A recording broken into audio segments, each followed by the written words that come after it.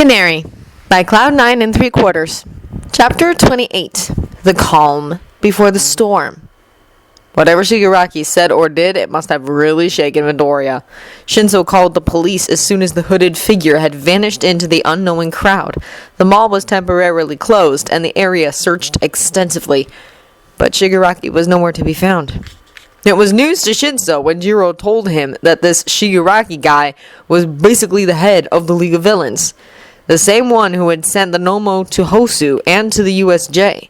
He had a disintegration quirk, one which immediately destroyed whatever he touched with all 5 fingers. Or 4 if the thumb didn't count, which was something he'd pointed out lightheartedly to improve the mood. It hadn't worked. He'd had one of those deadly hands around Midoriya's throat. So now, he was quiet again, reaching for his neck almost on instinct whenever he came across a situation where he should be speaking. He stayed like that for 2 days, not using sign or even messaging on his phone. But then Tuesday came around. "Well, it's okay if you don't want to talk today." Aozora smiled. Actually smiled. Nicely. "There's no pressure." Midoriya just blinked at her, seemingly surprised. She turned back to her laptop like this was an extremely normal occurrence, typing away happily. "You'd take a day off if you weren't feeling physically up to it, right? Shouldn't it be the same? Mentally." She had said it like it was the most obvious thing in the world. Which it was. But it wasn't like the rest of the world seemed to understand that. Shinso had gone with Midoriya to the radio station that day, thinking it would be far more difficult to organize a way around Midoriya's problem. "You can sit in the waiting room until you're trained home if you want," Aozora offered, not looking back from her laptop. If she had, she would have seen the tears welling up in Midoriya's eyes. "You can even sit with President Mike in the studio. Hey, you can go in too, Raven." Shinso didn't have time to reply before President Mike finished up at the studio, but didn't throw the door open in his usual dramatic fashion.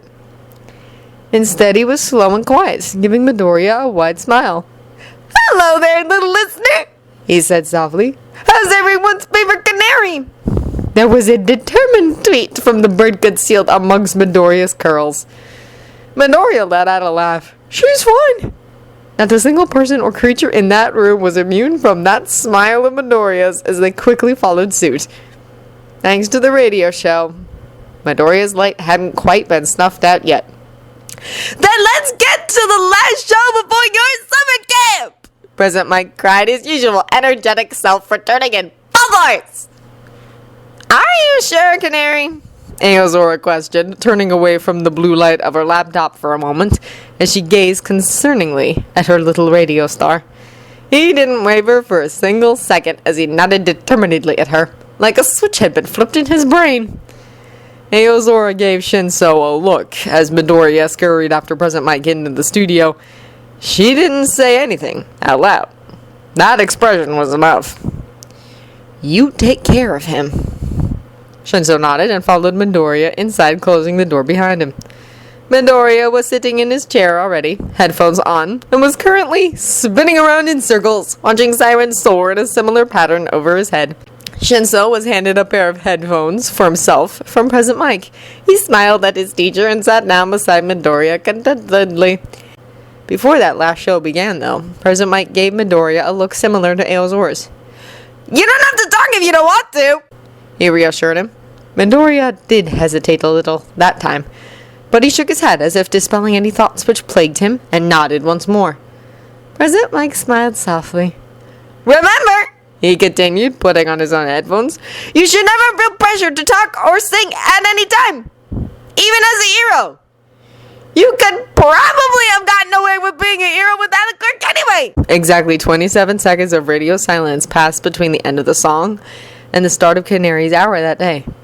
Shinso must have listened to it 1,000 times, counting the moments as he recalled him and President Mike desperately trying to get Midoriya to stop crying before they could go on air. There was a good reason behind why he'd listened to it so many times. Class 1B stood in a huddle by their bus. Their things had been loaded into the luggage hold, and all 20 of them were eagerly discussing the week to come. Class A was arriving too, slowly but surely. Manama had made sure to point out their inefficiency. Kendo had made sure to smack him around the head for it. You'd think he'd learn by this point. Apparently not. "Do you think there'll be any signal at the camp?" questioned Setsuna, pouting at the screen of her phone as she made the most of the opportunity where they definitely had signal. "I don't think you should count on it," Kendo informed her. She sighed and continued to tap away. "I haven't finished downloading everything I wanted to yet." "What do you got already?" interjected Onanuki. "A couple of TV shows. Just stuff I haven't caught up on yet. Oh, and a few recordings of Canary's Hour." "Oh, me too! I've got the audio files of his singing!" exclaimed Kinoko excitedly. "You're a bit of a fan, aren't you?" Kendo smiled. At the beginning of the year, Kinoko had been a rather shy girl. In fact, one of the first times Kendo had ever really spoken to her had been during a conversation about Canary. She just seemed to really relate to him, and her apparent growth in confidence over the last few months was reminiscent to Canary's. "I think he's great," Kinoko grinned. "And Yui thinks so too." Yui just nodded. She wasn't very talkative. Not mute. At least Kendo didn't think so. And she was the class president, so she would have been told if one of her classmates had a problem like that. She was just a little shy, like Kinoko was. In fact, her and Kinoko had become good friends, bonding over talk of Canary's Hour. Well, Kinoko did most of the talking, enthusing over it all, whilst Yui just listened attentively, smiling. Now Yui was showing her phone to Kinoko. Glancing over, Kendo could see the various saved radio segments and song covers of Canary's. That was when their bus arrived. Kendo had to hit Manama around the head again in an attempt to shut him up, after he started making fun of so many of Class 1A failing the exams and having to take extra classes. It was very hypocritical of him, since he failed too.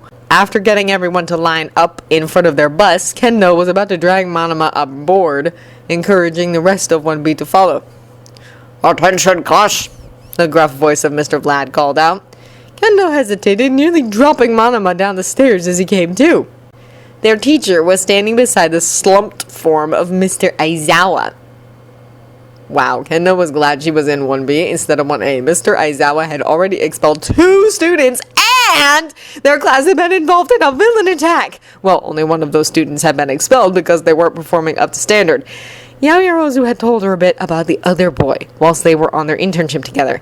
She sounded pretty relieved that he'd been kicked out, and Kendo was too. "I hope you all realize that this isn't some kind of summer vacation," Mr. Aizawa began, addressing both classes as his weary eyes drifted over them. "You will be pushed to your limits, in hope that next time it will be harder to reach them." "It's going to be tough," Mr. Vlad continued. "And as Mr. Aizawa said, when you come out the other side, all of you will be tougher too. We're going to be working towards gaining your provisional hero licenses at this camp. Usually this is not something students earn until their second year, but you lot are different," explained Mr. Aizawa, pulling at the scarf around his neck. "From the attention in the media to incidents occurring in your internships, as well as the attack on the USJ, it is important that you have the ability to use your quirks legally against villains as quickly as possible. But to get this license so early, you will need to not just give it your all, but go beyond. Plus Ultra and all that." "And remember," said Mr. Vlad, giving Manama a look, "you're outside of the sports festival now, so you don't need to view each other as rivals at the current moment. It is more beneficial for all of you to work together to achieve greatness. For all." Kendo sighed. Even Mr. Vlad was rather jingoistic about their class. Even Mr. Aizawa seemed to pick up on that because Kendo was sure she saw him roll his eyes. "Speaking of classes," he said, changing the subject somewhat, "with 20 students in Class 1B and only 18 in 1A, I think it's safe to say we should just transfer them straight to my class." Kendo frowned. A lot of her fellow Hero Corps students did. Mr. Aizawa was obviously talking to just Mr. Vlad, but that didn't make them any less confused and curious. "It wouldn't be hard for me to manage an extra student or two," Mr. Vlad contradicted. "The classrooms only hold 20 kids. "Well, yes, but that doesn't mean they have to be in Class A. Besides, wouldn't it be more beneficial if you put them on Class B's bus? There's enough space for 25 there. I thought you didn't want to include them in your little training exercise. Mr. Aizawa really sighed this time. I suppose not. Fine, do that then. He suddenly ducked his head and a little green ball whizzed past like a rocket, stopping in midair right before the face of that tall kid in Class 1A, the one that could talk to animals. Kendo felt bad for not quite remembering his name. That was when she realized that it wasn't a ball, but a tiny green bird. A canary, to be exact. Kendo tore her eyes away from the intruder only to settle them on the two people now standing in between Mr. Vlad and Mr. Aizawa.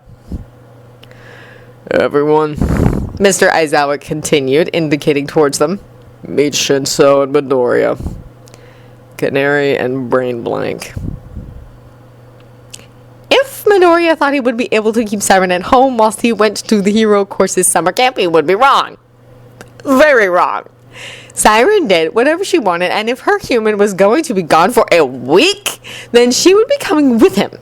No questions asked. And Midoriya was a little scared to be firm with the tiny creature after she almost pecked out that Nomu's eyes. Now she was sitting in Koda's hands smugly as his eyes flicked between her and Midoriya and Shinso in bewilderment. They had arrived rather suddenly. It wasn't Midoriya's fault they were late.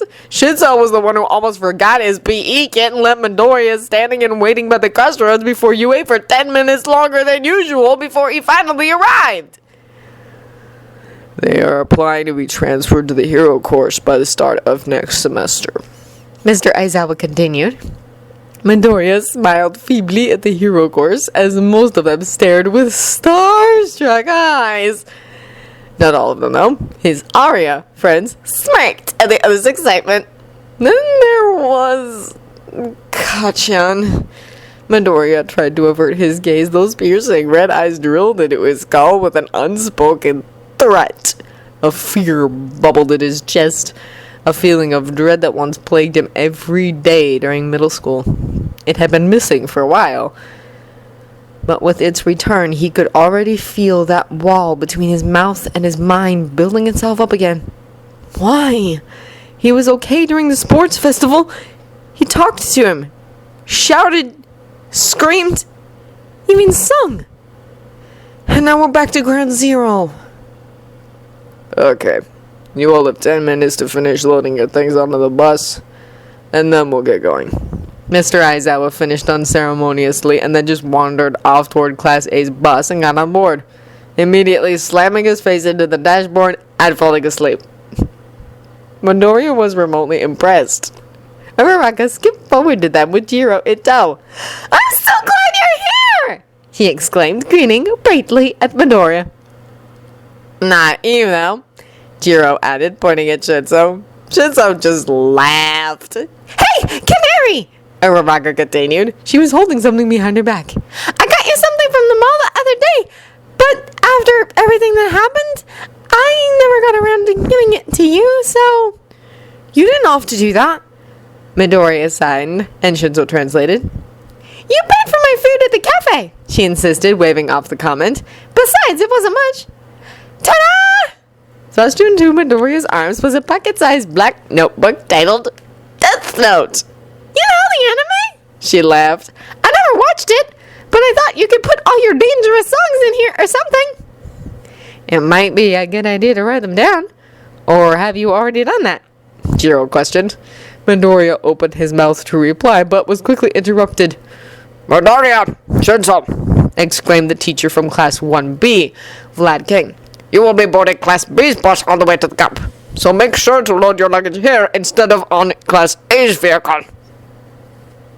They all blinked at him. Aren't we transferring to Class A, though? Shinso voiced. There's 2 spaces free in that class, but no spaces in yours.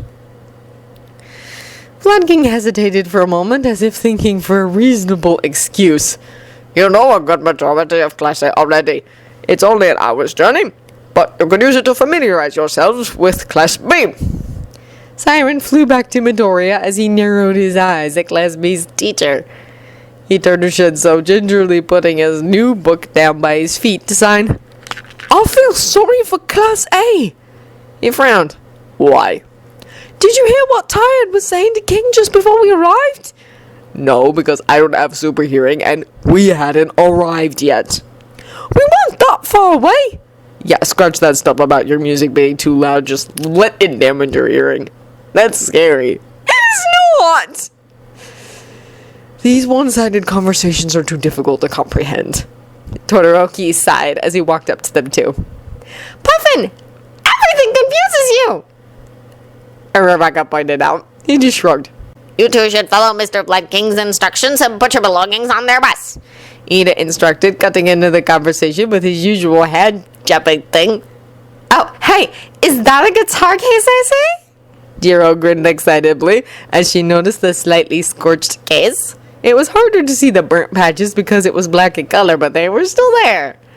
Midoriya picked it up and hugged it close to his body, smiling nervously and nodding. "Awesome! You have to let me have a go on it at some point," said Jiro. "If I knew you were bringing an instrument, I would have too." You play?" Midoriya whispered to her. She smiled at his voice. "Yeah, learned pretty much anything I could get my hands on." Me too." Someone tapped him on the shoulder. Midoriya squealed and jumped backwards a couple of meters in surprise. A girl with vibrant ginger hair and a high ponytail blinked at him. "Sorry," she apologized. I didn't mean to scare you. She cleared her throat before introducing herself. I'm Itsuka Kendo, the class representative of 1B. Hitoshi Shinso. Shinso said before pointing to Midoriya with his thumb. Izuku Midoriya. Midoriya just waved weakly. Well, do you want me to help you with your bags? Kendo offered. It's okay. Shinso replied, and Midoriya nodded alongside him. We'll see you guys at camp, he said to the others. "See you then. Don't replace us while you're gone," Jiro replied. I wouldn't dream of it, smirked Shinso as he walked away. Midoriya picked up his guitar case and notebook once more, readjusted the strap of his duffel bag around his shoulder, and scurried after Shinso as quickly as he could, sticking to his side like glue. Class 1B was already on their bus when Kendo stepped in ahead of them, a kind smile on her face. Guys, she called out, Midoriya and Shinso will be coming with us to camp. Say hello. Midoriya flinched at the chorus of hellos, fumbling and almost dropping his new Bluetooth headphones already connected to his phone. Gosh, he really was jumpy today, wasn't he? He stayed close to Shinso as he wandered down the aisle of the bus, aiming for the spare seats right at the back. The members of Class 1B gaped and stared as he hurried past. A couple of them had a set of 2 seats to themselves, meaning that 2 of the 5 seats at the very back of the bus were occupied. Shinso slid in next to the window whilst Midoriya was eager to sit down right next to him. He sighed in relief, looking forward to an hour to himself, escaping from all the people and the talking. But after a slight hesitation, a rather short girl who had been sitting a couple of seats over from him slid over one, a wobbly smile on her face as she perched next to him. "Hi," she said, fiddling with her hair a little. Her fringe was rather long, completely covering her eyes. Through the gaps in the thick hair, though, Midoriya could almost see the stars in her eyes as she gazed up at him. Midoriya blinked at her for a second before waving back. Shinso leaned forwards. Aren't you the girl who had Midoriya's radio key card before the sports festival? Midoriya almost forgot about that. With a nod, she confirmed Shinso's suspicions. "Sorry," she apologized. "I was just really curious. I've listened to all your shows." After a slight hesitation, Midoriya ended up replying in sign. "Thank you." He says thank you. Shinso translated almost immediately. "Oh, thank you! Do you—" Midoriya is mute. Shinso snapped. He'd had to explain that a lot. Midoriya worried it was starting to get on his nerves. I know, she stammered. "I was going to ask if you wanted to go by Canary or Midoriya?" He smiled and exaggerated his shrug, showing that he didn't really mind.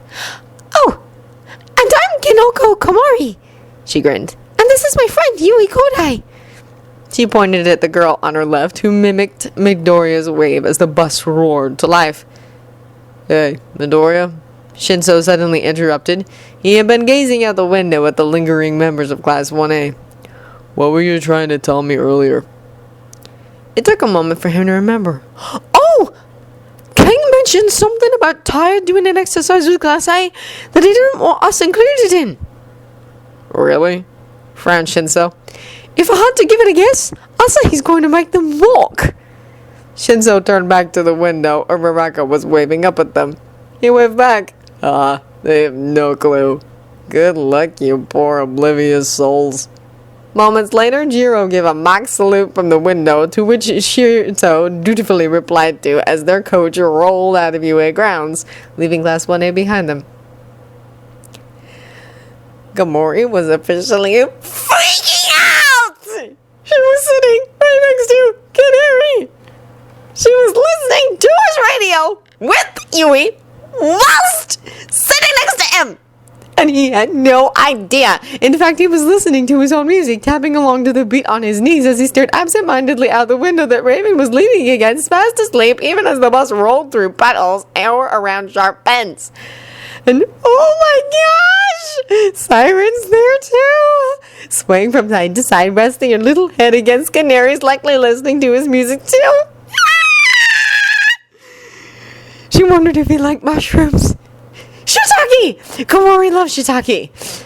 Lentinula edodes. Oh, what about enokitake? She wondered if he'd ever tried Hericium erinaxis. No, he probably wasn't as interested in mushrooms as Komori was. She liked mushrooms because her quirk was to do with mushrooms, and Canary liked music because he needed it for his quirk. But he probably would have liked music anyway. He said so on the radio that he'd learnt loads of instruments before he even knew he had a quirk at all.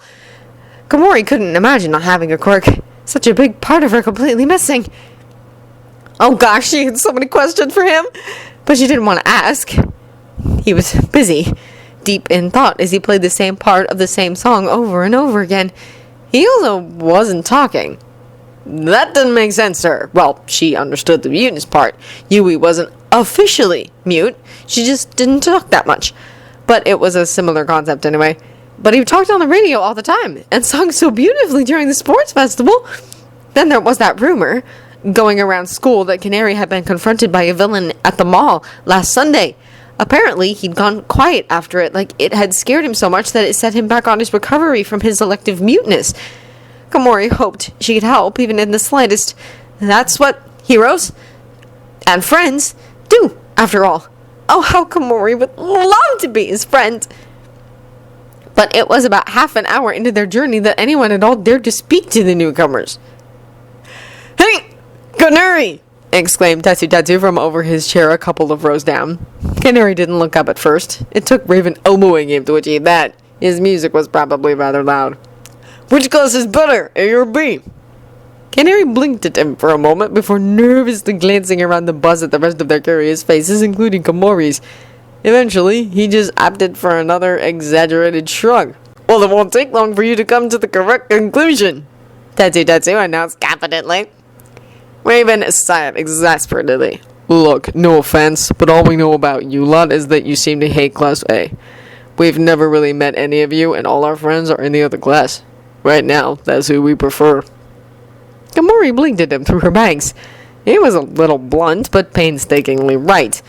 All Class B had really done so far was focus on their grades and get angry at Class A. Well, the louder members of their group did anyway.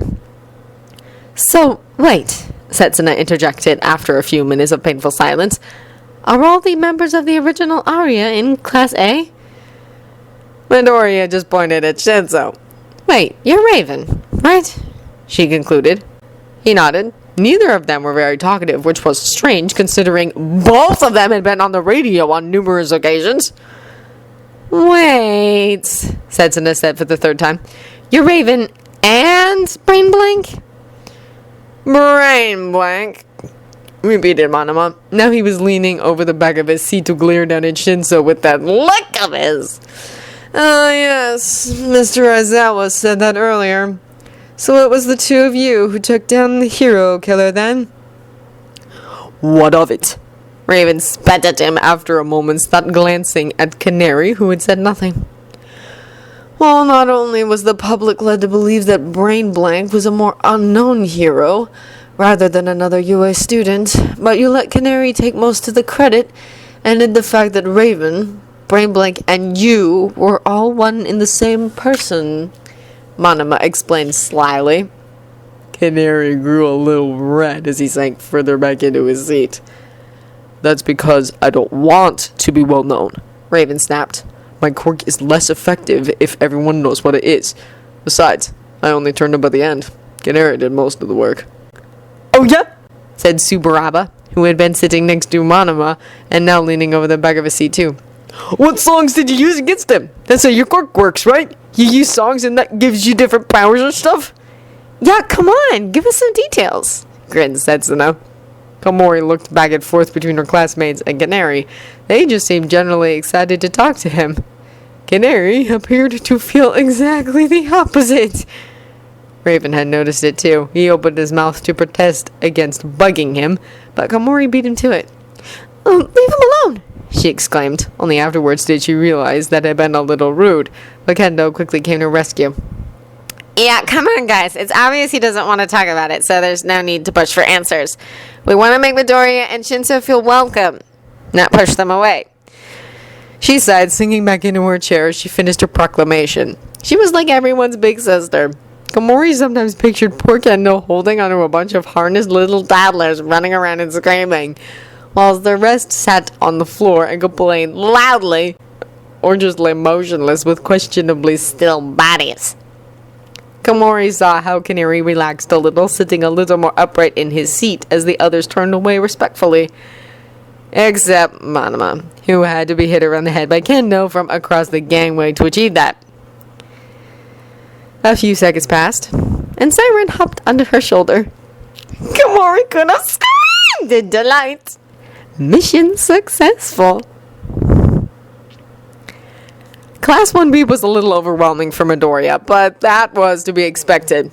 When arriving at the summer camp, after a brief internal freak out that they just met Tiger and Ragdoll from the Wild Pussycats, Midoriya and Shinso unloaded their luggage into the 1A boys' sleeping area, and then made their way back outside. They had a few hours to kill before food was served, apparently, which mainly involved tours around the facilities and a brief description of what they'd be doing over the next few days. But the vague term of training still didn't sit right with Midoriya. It felt rather ominous. What training would they be doing? Exactly. But he ended up finding himself spending more time, alongside Shinso, with that girl from the bus that Shinso kept calling Fringe 2.0 in sign language. Her real name was Komori, and since it turns out she had a super interesting quirk to do with spawning any and all types of fungi, the possibilities that kind of power could grant. He went on a tangent for far too long about it, muttering endlessly, and poor Komori looked like she was about to pass out after hearing his voice for the first time in person. Midoriya now called her Mushroom as a sign name instead. Kodai was nice too. She could change the size of any non-living thing she wanted, which was also super cool. She didn't talk that much, but it was something Midoriya could appreciate. She wasn't mute, like him. She didn't actually struggle to get the words out of her mouth. She just didn't, really. Now Midoriya was so used to having to communicate in methods other than words, or without sign for the many who couldn't translate it, that they got by quite well anyway. After dinner, the four of them were sitting by the trees out of the front of the lodge, when Siren let out a high-pitched squeak. Not a scared warning one, but someone's coming kind of thing. They turned around, and from the depths of the woodland trudged Class A. Shinso let out a pitiful laugh. Had fun, did you? And Rebecca appeared beside them, only to fall face first into the ground, groaning. I think I'm gonna be sick. Are you okay? Questioned Komori, deep concern in her voice as the rest of Class A appeared. Jiro was next. She looked down at Shinso, panting from the effort of making it there. We replaced you, Shinso announced. These are our new best friends. Jiro seemingly didn't have the energy to come up with a suitable comeback. Screw you, she decided on. Not you two. she added after a moment's thought. You seem nice. Sorry, I'm too tired to deal with this. And Rebecca moaned in agreement as Jiro helped her off the ground.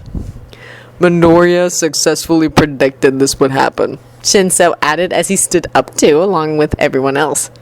Of course I did, she sighed. Alright, class, fall in. Mr. Aizawa announced, and the poor, exhausted souls of Class 1A dragged their feet over into the center of the clearing before their teacher and the two remaining members of the Wild Pussycats that Midoriya had yet to meet, Mandalay and Pixie Bob. Actually, there was a third stranger there, a little boy with a red cap on. Midoriya vaguely listened as Pixie Bob praised some of them for their efforts, and as Mandalay apologized for expecting them to take far less time. You have time to bathe and eat after you've unloaded your things from the bus. The real training begins tomorrow, Mr. Aizawa announced as Midoriya, Shinso, and the two 1B girls approached curiously. Mr. Aizawa caught a glimpse of the four of them from the corner of his eye. I thought the rest of Class B was already in the baths. We really couldn't be bothered, Shinso replied. The other three, including Midoriya, just nodded. Mr. Aizawa nodded. Right. You lot, get going.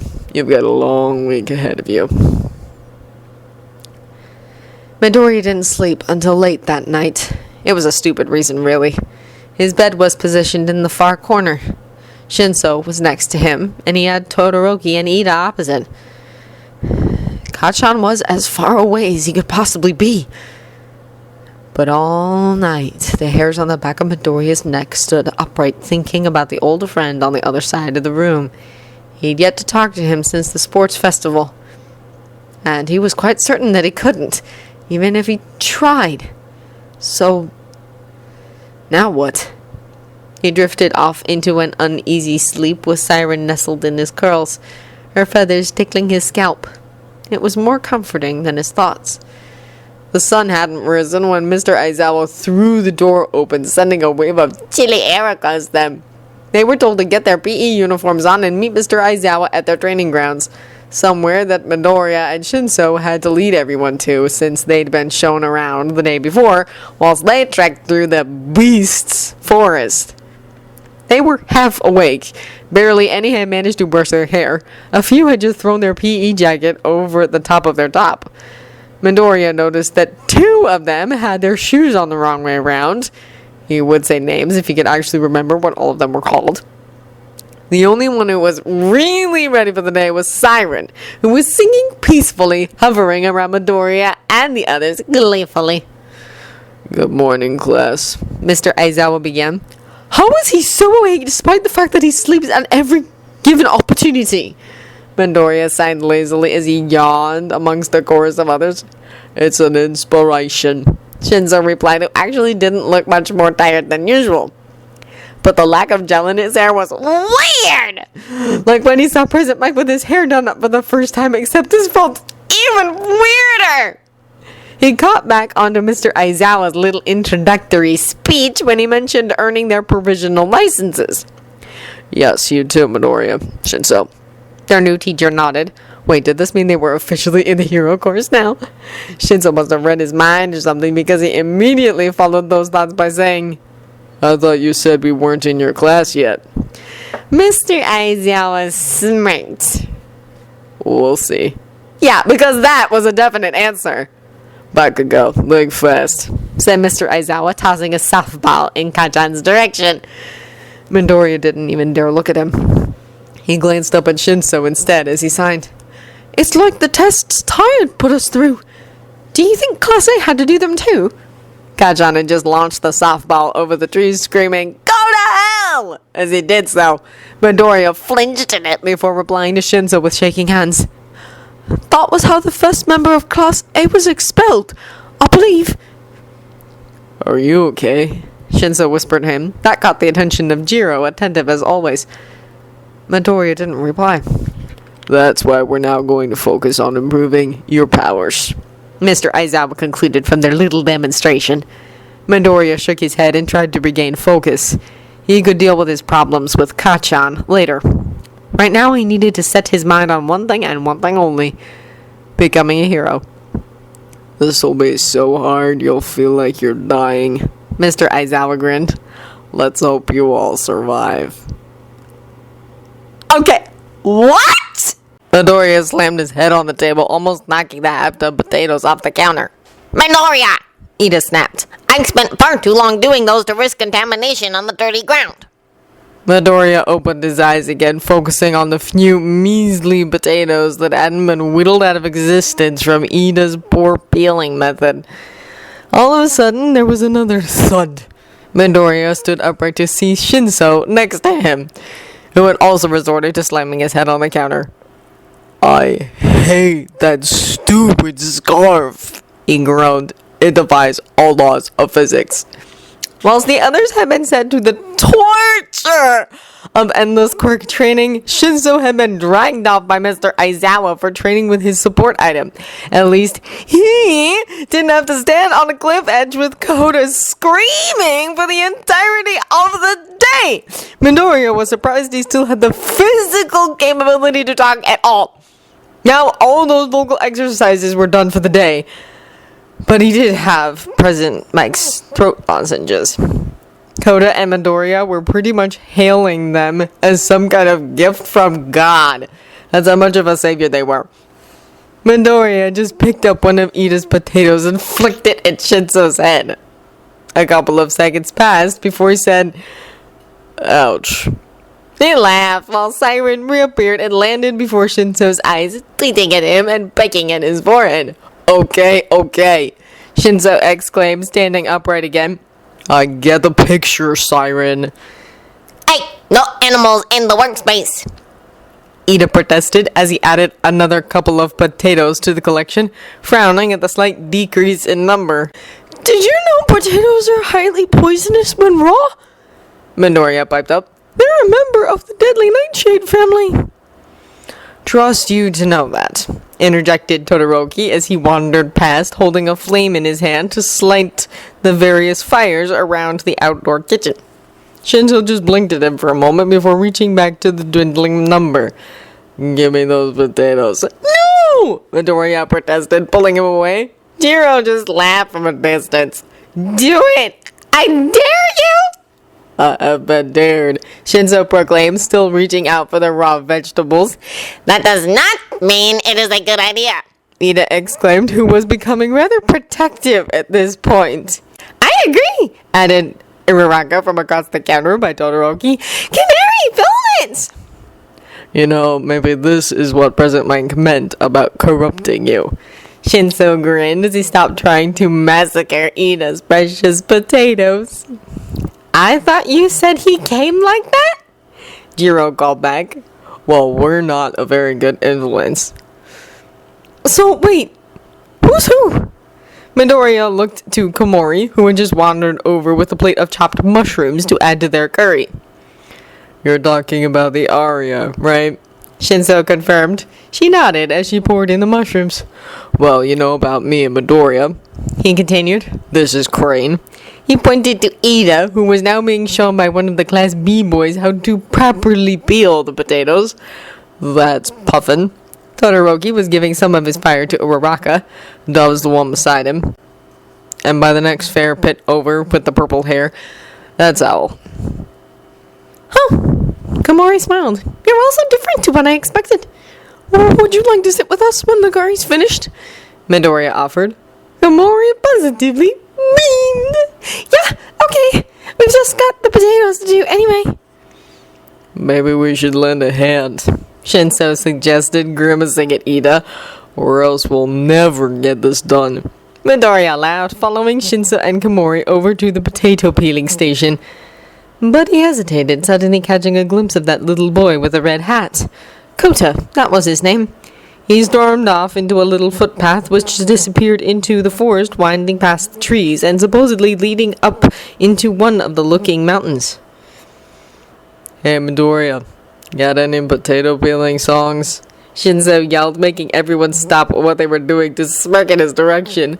No! He blushed furiously.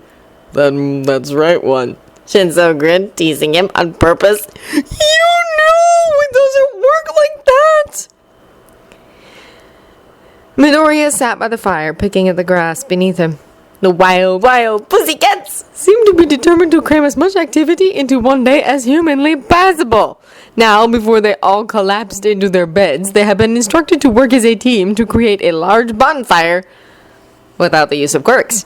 This had resulted in many arguments, absolute frustration, a horde of tired teenagers almost setting themselves on fire, and finally one overly massive bonfire to sit around roasting marshmallows and, with credit to Komori, the occasional mushroom. Midoriya had spent the last 2 minutes burning his marshmallow to nothing but charcoal. Shinzo had been doing that too, but he actually ate his. The truth was, Midoriya was deep in thought. During dinner, he decided to grab the last plate of curry from the pot and take the serving up to the little boy who he had found hiding away up on the mountainside. He hadn't been pleased to see him. Kota seemed to despise Midoriya with a passion that he'd only seen in the eyes of villains, or perhaps Gachan. He must have heard him on the radio or from the sports festival at some point, because Kota yelled at him about caring about getting stronger or showing off. Heroes fighting villains and killing each other because of it. He hated it. Hated it all. Their entire superhuman society, quirks, everything. It had taken Midoriya a while to make the connection, but now as he sat incinerating his marshmallow, he remembered. Mandalay, one of the wild pussycats. Her cousin had been one of a hero duo called Water Hose. They had been killed in the line of duty, so to speak, by a manic villain who was never caught. Kota must have been their son. And this hatred, this was the result of their sudden departure. Midoriya wanted to do something about it. He wanted to help, but he just didn't know how. Kota was still up on the mountainside right now. He had refused to come down, like he wanted to distance himself from the Hero Corps students. But Midoriya had a week to gain his trust. No one reached out to Midoriya before UA. Midoriya wanted to be the person who made the difference to Kota. He hated to see him revel in such misery, especially at such a young age. That's not a marshmallow anymore. Midoriya looked up to see Todoroki staring down at him, holding a newly opened packet in his arms and a steaming mushroom on the end of his stick. No, Midoriya agreed before knocking it off into the fire and watching the remaining sugar sizzle and pop in the heat, melting over the logs in a sticky black mess. You look deep in thought, Todoroki continued, sitting down beside him and sticking a new marshmallow in Midoriya's hand. He nodded, putting the plush pink sweet into the flames. What of? He hesitated, unsure of whether to reveal Kota's situation to more people than necessary. It was rather private. Actually, thinking of which, Todoroki, you can call me Puffin if you want, he said with a slight smile. It confuses people who don't understand. I find it funny. If Todoroki found it funny, then Midoriya would most certainly follow up on that. Okay, well then, Puffin? I was just... He looked up at the others around the fire. Shinzo was busy sandwiching a melted marshmallow between two flat mushrooms with a sadistic grin on his face as Jiro and Uraraka looked on in repulsion. Ida was patrolling the edge of the fire, preventing anyone from coming too close. But just out of sight, Tetsu was sticking his hand in it, letting his metal quirk allow it to grow hot and white, and then plunging it into the giant marshmallow that Kodai had made. No one paid attention to Todoroki and Midoriya. I was thinking back to the sports festival, Midoriya continued. Well, you just seemed so sad back then, before I sung that song to you. Then that little boy, Kota, he seems sad too. Angry even. I want to help, but I don't know how. And you're wondering what you did for me, Todoroki finished. Midoriya wasn't actually sure where his train of thought had been taking him, but that seemed like a logical destination. He nodded. But a silence fell between them. They both watched Midoriya's new marshmallow droop off the stake, and the sugar grow molten in the flames. Todoroki drew in a shaking breath. What do you know about quirk marriages. Who would have thought Class A and Class B could unite over a giant freaking marshmallow? The Lagamanima, who was stuck in remedial lessons with Mr. Aizawa and the other farm from Class A, probably helped. And a few had already gone to sleep, including Bakiko. Anyway, Tetsutetsu was now covered from head to toe in sticky marshmallow gunk, and Kendo, Ida, and Yaoyorozu were desperately trying to convince him not to walk right into the bonfire to burn it all off. Jiro was just disappointed she didn't have any popcorn. But then her eyes caught a glimpse of Todoroki and Canary.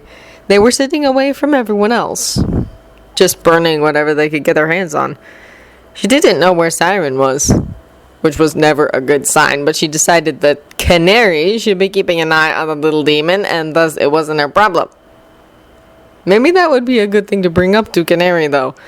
So Jiro decided to leave the chaos of her side of the bonfire and hurry over to the other two.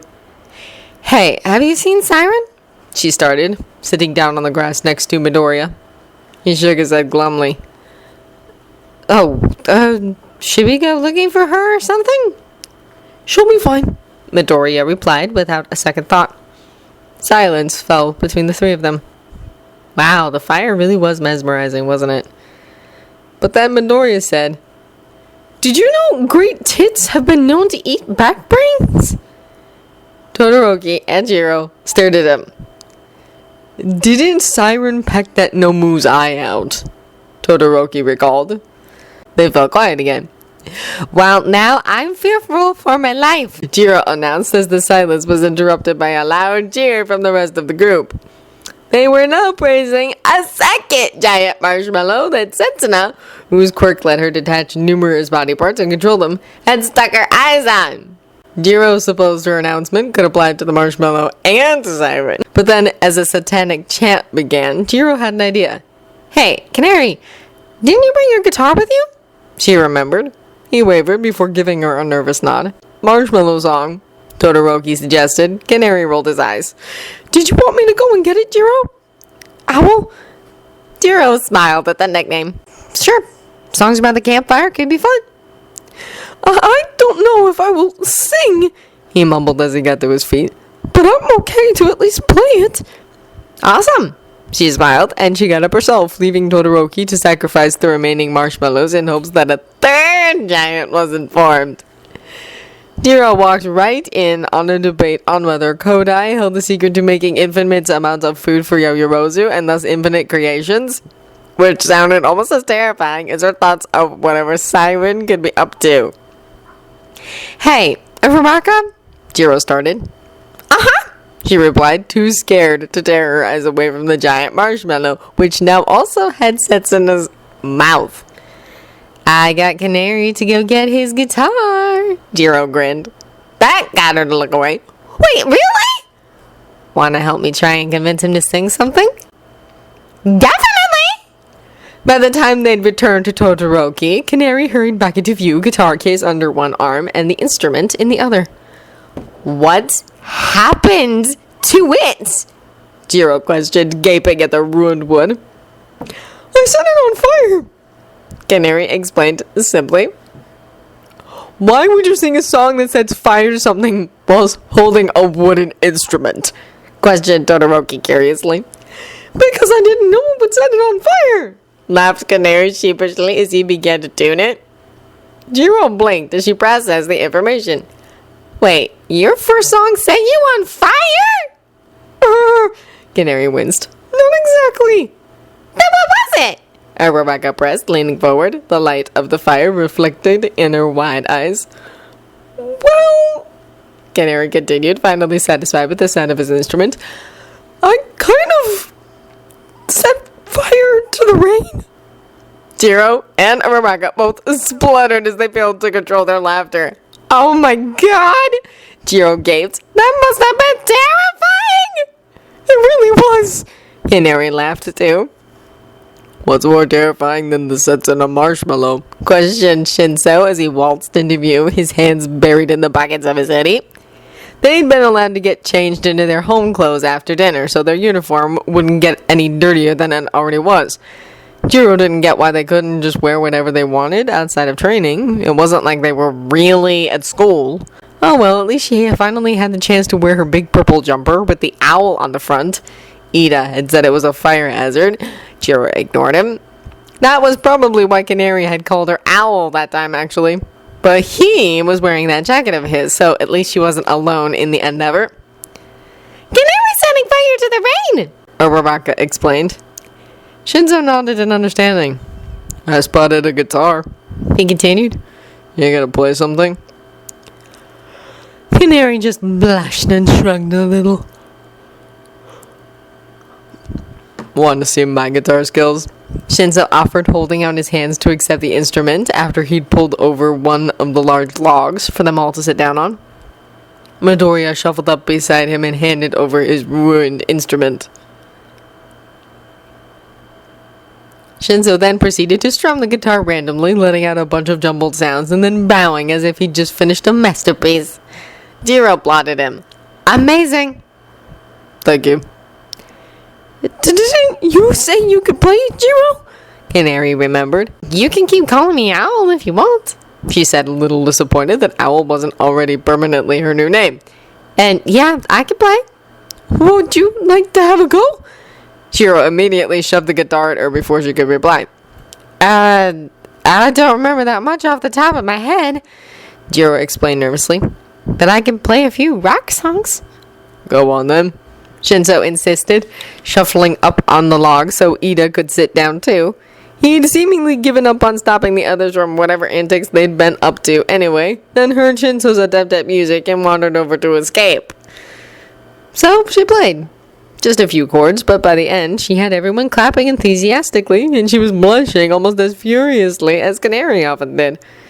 She was also vaguely aware that the rest of the hero course now knew of the instrument's presence. They stopped laughing like hyenas to listen in anyway. Wow, you're really good! Canary exclaimed, stars in his eyes as he accepted his instrument back. Siren's back, Jiro pointed out, avoiding the compliment as she gazed at the little bird on Canary's head. Maybe she'd been there the whole time, who knows? Right, you're going, Midoriya, but don't feel bad if you're not as good as I am, said Shinzo.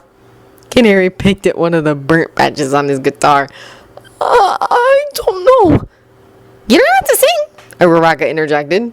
She was lying on the ground, legs in the air, and chin resting in her hands. But Mina said you played sometimes when you did dance. Is it less scary to just play instead of sing? Yeah, I guess so, he admitted with a shrug. Give it a go then, Jiro added. We'd love to hear. Obviously, you don't have to if you don't want to. We could hear Raven sing instead, Todoroki suggested. Not a chance, Shinzo snapped, but he was still smiling. But their attention was suddenly drawn from their conversation by the gentle sound of Canary beginning to strum a tune. Hey, I know this song! Jiro exclaimed eagerly. A little too eagerly. She hoped it didn't sound weird. I mean, it's a nice song. I don't think I know it.